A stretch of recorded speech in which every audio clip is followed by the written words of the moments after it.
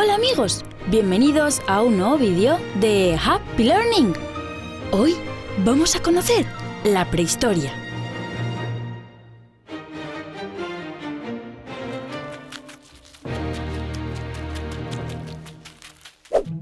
Lo primero que tenemos que saber es que la prehistoria se divide en tres grandes periodos: el Paleolítico, el Neolítico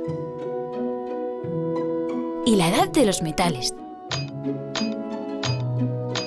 El Paleolítico comienza con la aparición de los primeros seres humanos y acaba 8000 años antes del nacimiento de Cristo.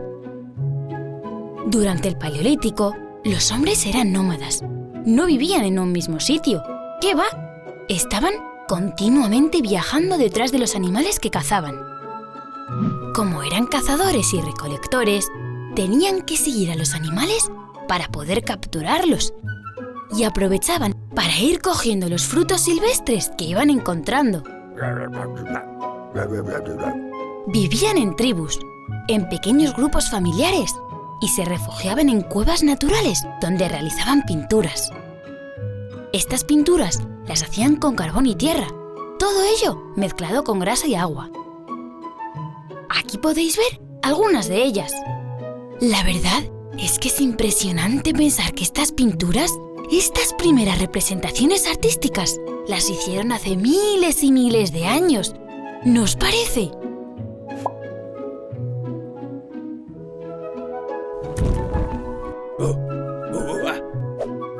Los hombres y las mujeres del Paleolítico se vestían con las pieles de los animales que cazaban y utilizaban utensilios como hachas y lanzas, hechos de piedra, madera y hueso, que ellos mismos tallaban. Con el paso de los años, de los siglos, estos primeros seres humanos se hicieron más y más inteligentes y empezaron a domesticar algunos animales, como perros, cabras, ovejas y cerdos. También empezaron a cultivar plantas, que luego se comían. Es con la llegada de la agricultura y la ganadería cuando todo cambia, cuando los hombres dejan de ser nómadas y se hacen sedentarios, ya que surgen los primeros poblados. Ahí acaba el Paleolítico y empieza el Neolítico. El Neolítico se inicia 8000 años antes de Cristo, con la aparición de la agricultura y la ganadería, y acaba cuando empieza la Edad de los Metales. Los hombres y las mujeres del Neolítico fueron capaces de producir alimentos cultivando la tierra y domesticando animales. Se puede decir que fueron los primeros ganaderos y agricultores de la historia, mejor dicho, de la prehistoria. Como tenían que cuidar sus cultivos y sus rebaños, construyeron pequeños poblados y empezaron a vivir en ellos de una manera estable. Es decir, se hicieron sedentarios, no como los hombres del Paleolítico, que eran nómadas, porque siempre estaban viajando. Los primeros poblados neolíticos se situaban en lugares fértiles, cerca de los ríos, ya que así podían acceder fácilmente al agua y podían regar los campos y dar de beber a los animales. Ya sabéis que el agua es imprescindible para la vida. Las primeras plantas que se cultivaron fueron cereales, como el trigo, o legumbres como los garbanzos. Pero, ¿sabéis cuáles fueron los primeros animales que se domesticaron? Pues fueron los perros, las ovejas, las cabras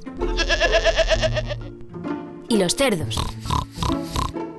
Durante el Neolítico se inventaron muchas cosas, como la cerámica o el tejido. Pero el invento más importante, sin duda, fue la rueda. Y todo iba sobre ruedas para los hombres y mujeres del Neolítico. Y todavía más cuando empezaron a utilizar metales. Es justo en ese momento cuando acaba el Neolítico y comienza una nueva era de la prehistoria. La Edad de los Metales, que se inicia en el año 6500 a.C. y finaliza con la aparición de la escritura. El primer metal que se utilizó fue el cobre, luego el bronce, que es una mezcla de cobre y estaño, y por último, el hierro, un mineral mucho más abundante y por lo tanto más fácil de encontrar en la naturaleza. Para poder moldear los metales, los fundían a temperaturas muy elevadas y les daban la forma deseada. Así se fabricaron utensilios como armas, herramientas o adornos. A este proceso se le llamó metalurgia. Con la metalurgia empieza la artesanía y el comercio. Los metalúrgicos fueron los primeros artesanos especializados, ya que la metalurgia era un trabajo complejo y difícil, que pocos sabían hacer. El aumento de la producción agraria y la aparición de la artesanía provocaron el trueque, o lo que es lo mismo, el intercambio de productos. En ese momento surge el comercio. El comercio, a su vez, provocó que algunos poblados se hicieran más grandes, convirtiéndose en ciudades. Se inicia entonces un gran intercambio comercial y cultural entre estas nuevas ciudades y surgen inventos como el barco de vela o los carros que ayudan al traslado de las mercancías. El comercio también cambió la sociedad, creando las clases sociales, los ricos y los pobres, los poderosos y los esclavos. Durante la Edad de los Metales, los seres humanos empiezan a hacerse preguntas sobre los misterios de la vida y de la muerte, y surgen las primeras representaciones religiosas. Se levantaron construcciones que reciben el nombre de megalitos, porque estaban construidos con grandes bloques de piedra. Mega significa grande y litos, piedras. El megalito más sencillo era el menhir, una piedra grande clavada verticalmente en el suelo, pero también se construían dólmenes, como estos que veis en las imágenes. La Edad de los Metales acaba 4000 años antes de Cristo, con la aparición de la escritura. Y con la Edad de los Metales acaba la prehistoria y comienza la historia.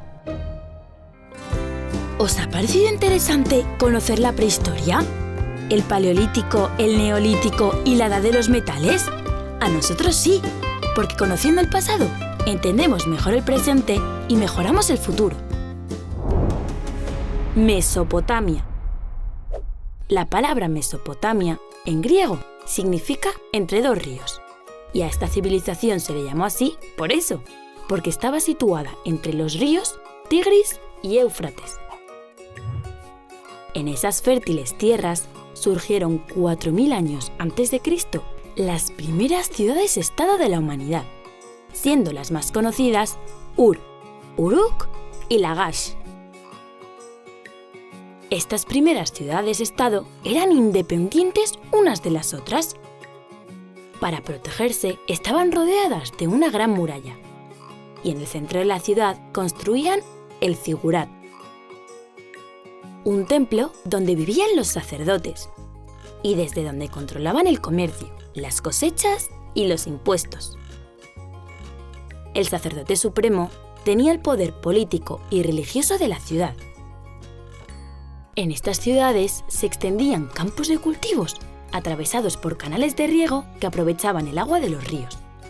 Con ella regaban los cultivos y daban de beber a los animales. La mayoría de los habitantes eran agricultores y pastores, aunque también había artesanos que vendían sus productos en los mercados. Con tanto bienestar, las ciudades fueron creciendo y los conflictos entre ellas por la propiedad de las tierras empezaron.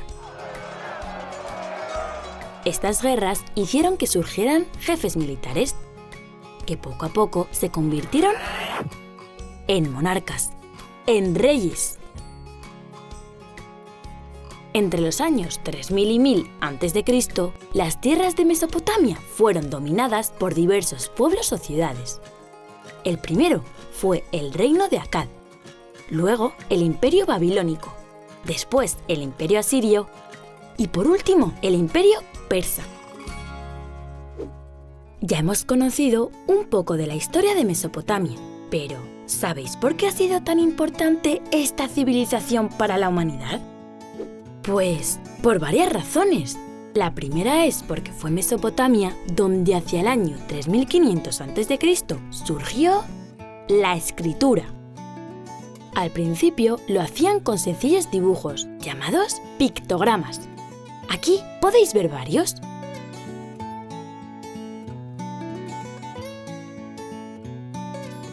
Con el paso del tiempo, esos dibujos se fueron simplificando y se fueron convirtiendo en signos, que es lo que conocemos como escritura cuneiforme.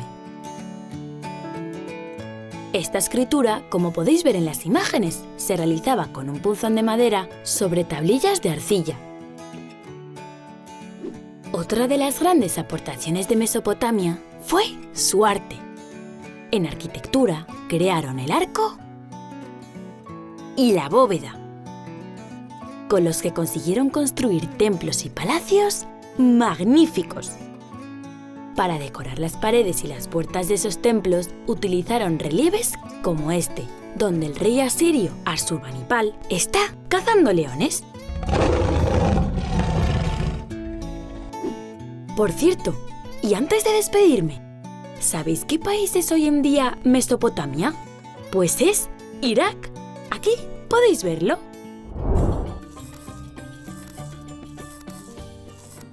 Egipto es un país que hoy en día todavía existe, situado en la parte noreste de África. Pero lo que llamamos Antiguo Egipto era una civilización que empezó hace más de 5.000 años y que duró aproximadamente 3.000. El origen del Antiguo Egipto comienza con el faraón Narmer, también conocido como el Rey Escorpión, que en el año 3200 a.C. fundó este país a orillas del Nilo. El Nilo es el río más grande de África y era lo más importante que había para los antiguos egipcios, ya que dependían de su agua para poder vivir. En sus orillas desarrollaron toda su civilización y en ellas crecieron todas sus ciudades. El Nilo era tan importante porque Egipto es un país rodeado de desierto y solamente en sus orillas se podían cultivar alimentos. Pero no solo se utilizaba para la agricultura, el río también servía para pescar y cazar, y también lo utilizaban como una gran carretera por la que transportaban en sus barcas mercancías, alimentos o grandes bloques de piedra para sus construcciones. Por todo esto, el Nilo era considerado un dios. De hecho, los antiguos egipcios tenían cientos de dioses. Algunos tenían cuerpo de persona y cabeza de animal, como la diosa Bastet, que tenía cabeza de leona, o el dios Anubis, que tenía cabeza de chacal. Aunque el más importante de todos fue Ra, el dios del sol, que tenía cabeza de halcón. Los faraones eran los reyes en el Antiguo Egipto. En 3.000 años de historia hubo muchísimos faraones, pero el más famoso fue Tutankamón.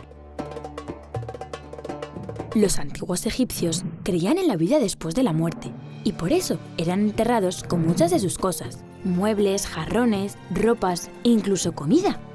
Creían que así las podrían usar en la otra vida. Los faraones, al ser los más poderosos, querían tener las mejores tumbas y lo consiguieron. Estas impresionantes pirámides fueron construidas como tumbas para los faraones. En su interior hay túneles, cámaras y pasadizos secretos. Cuando morían, los cuerpos de los faraones y de algunos nobles eran momificados para conservarlos después de la muerte. Esas son las famosas momias. Las momias se metían en sarcófagos, ataúdes lujosos que estaban cubiertos de bonitos dibujos y jeroglíficos. Los jeroglíficos eran las misteriosas escrituras egipcias. El significado de los jeroglíficos fue un misterio durante milenios. Pero hoy, gracias al trabajo de muchos arqueólogos, sabemos traducirlos y podemos entender parte de lo que dicen. La verdad es que todo lo que rodea al Antiguo Egipto me parece fascinante. Ya sabéis que conocer el pasado nos permite entender el presente y mejorar el futuro. Hoy vamos a conocer cómo se llevó a cabo el descubrimiento de América. En el siglo XV, época en la que reinaban en España los reyes católicos Isabel y Fernando, Cristóbal Colón un valiente aventurero marino, cuyas raíces se cree que eran italianas, consiguió la ayuda económica de la reina Isabel para emprender un viaje por mar alrededor de la Tierra. En esa época, todo el mundo creía que la Tierra era cuadrada y plana, menos Colón, que defendía que era redonda, y con este viaje pretendía demostrarlo. Para ello, quería atravesar el Océano Atlántico y llegar a las Indias, dando una vuelta casi completa al globo terráqueo. El 3 de agosto de 1492 partió con 3 barcos y 90 hombres rumbo a lo desconocido, desde Palos, un pequeño puerto de España. Por cierto, los 3 barcos se llamaban La Niña, La Pinta y la Santa María. Primero fueron a las Islas Canarias, donde arreglaron y llenaron los barcos de víveres, es decir, alimentos y agua. Y de ahí continuaron su aventura. Pasaron días y días, semanas y semanas, navegando sin ver tierra. Y después de casi un mes de travesía, con una tripulación desesperada y cansada, que ya había intentado amotinarse en más de una ocasión, un marinero llamado Rodrigo de Triana gritó: ¡Tierra a la vista! A partir de ese momento, el mundo cambió. Habían llegado a la isla Guananí, que estaba habitada por pacíficos indígenas y a la que tiempo después bautizaron como San Salvador. Tras su regreso a España, Cristóbal Colón organizó 3 viajes más a América, donde descubrió otras tierras desconocidas, como Puerto Rico, Venezuela, Honduras, Panamá, y donde propició un intercambio de productos y animales. De América llevó a Europa alimentos desconocidos, como la patata, el tomate o el chocolate. Y de Europa llevó a América animales que no existían allí, como las gallinas o los caballos. En 1506, el almirante Cristóbal Colón murió convencido de que había encontrado una nueva ruta para llegar a Asia y que había demostrado que la Tierra era redonda, pero nunca supo ni imaginó que había descubierto un nuevo continente. En homenaje a la gran hazaña de Cristóbal Colón, un país de Sudamérica fue bautizado con su nombre. ¿Sabéis cuál es? Pues claro, Colombia. Pero seguro que os estáis preguntando por qué se llamó América a este nuevo continente. Pues fue en honor a Americo Vespuccio, un navegante italiano que fue el primero en darse cuenta de que las tierras descubiertas por Colón pertenecían a un nuevo continente. La verdad es que es súper entretenido conocer historias del pasado, ¿no os parece?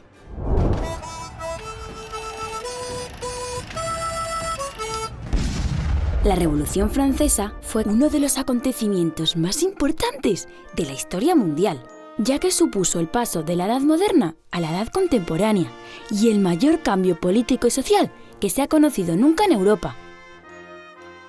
Se produjo a finales del siglo XVIII, exactamente en el año 1789. Por aquella época, en Francia gobernaba el rey Luis XVI. Era una monarquía absoluta, es decir, el rey tenía todo el poder y podía tomar todas las decisiones que le diera la gana sin tener que rendir cuentas a nadie. Gracias a este poder, Luis XVI y todos los nobles que le apoyaban tenían grandes riquezas y grandes privilegios.